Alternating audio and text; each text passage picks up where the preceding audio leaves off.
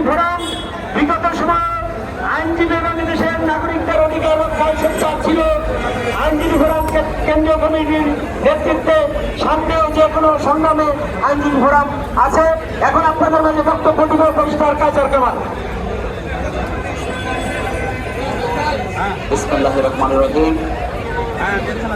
আজকে এই আইনজীবী সমাবেশে সম্মানিত সভাপতি, সুপ্রিম কোর্ট বারের নির্বাচিত সাবেক সভাপতি, বিএনপির ভাইস চেয়ারম্যান, সিনিয়র অ্যাডভোকেট জনাব জাহাঙ্গীর আলম স্যার সহ ফোরামের বিভিন্ন পর্যায়ের নেতৃত্ব, আইনজীবী ভাই-বোনেরা এবং সাংবাদিক, আসসালামু আলাইকুম। প্রিয় সাথীরা আমার, আজকে আমরা অনেক দুঃখ ভারাক্রান্ত হৃদয় নিয়ে আপনাদের সামনে উপস্থিত হয়েছি। পলাতক শেখ হাসিনা রেজিমের সময় আইনজীবী এম.ইউ. আহমেদ আত্মত্যাগ করেছিলেন, আত্মদান করেছিলেন। রেজিম চলে গেছে, আজকে আমাদের আরেক আইনজীবী ভাইয়ের জীবন কেড়ে নিয়েছে। আমি তার পরিবারের প্রতি সমবেদনা জ্ঞাপন করছি এবং তার আত্মার প্রিয় সাথী আমার, যখন আমরা স্লোগান শুনি জয় শ্রীরাম জয় শেখ হাসিনা, এই স্লোগান কি হিন্দুদের স্লোগান হতে পারে? এই স্লোগান হচ্ছে আওয়ামী লীগের স্লোগান। আজকে হিন্দুদের নাম করে শেখ হাসিনার দূষররা বাংলাদেশে আবার প্রতিষ্ঠিত হতে চাচ্ছে। আমার তার এই অংশ হিসাবে আজকে ইসকনকে মাঠে নামানো হয়েছে। প্রিয় বন্ধুরা আমার, ইসকন যখন মাঠে নামে তখন আমরা দেখি পশ্চিমবঙ্গের বিজেপির নেতা শুভেন্দু সরকার অধিকারী ওখানে দাঁড়িয়ে লাফায়। কার নির্দেশে এগুলো হচ্ছে? একদিকে শেখ হাসিনা ওয়াজেদকে আশ্রয় দিয়েছে ভারত, তাকে সর্বোচ্চ মেহমান হিসাবে আশ্রয় দিয়েছে। মোদী সরকার শেখ হাসিনাকে ব্যবহার করে শুভেন্দু সরকারকে কলকাতায় রেখে আর এইদিকে ইসকনকে মাঠে নামিয়েছে।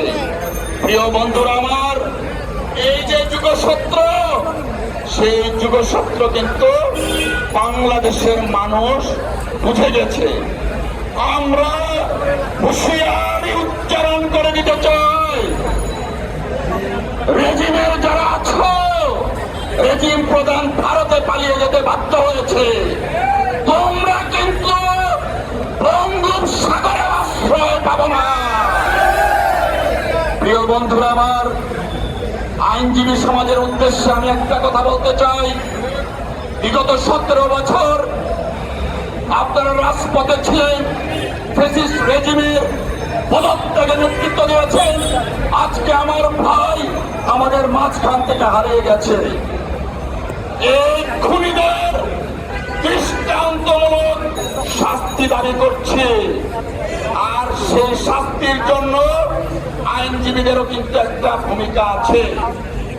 দুঃখজনক ভাবে অনেক আইনজীবী আছেন ফ্যাসিস্ট রেজিমের আসামি যারা, তাদের মামলা মোকদ্দমা করছেন। অফকোর্স আইনের অধিকার পাওয়ার প্রত্যেকের আছে, তাই বলে আমি আমার ন্যায় নীতি বিসর্জন দিব তা কিন্তু হতে পারে না।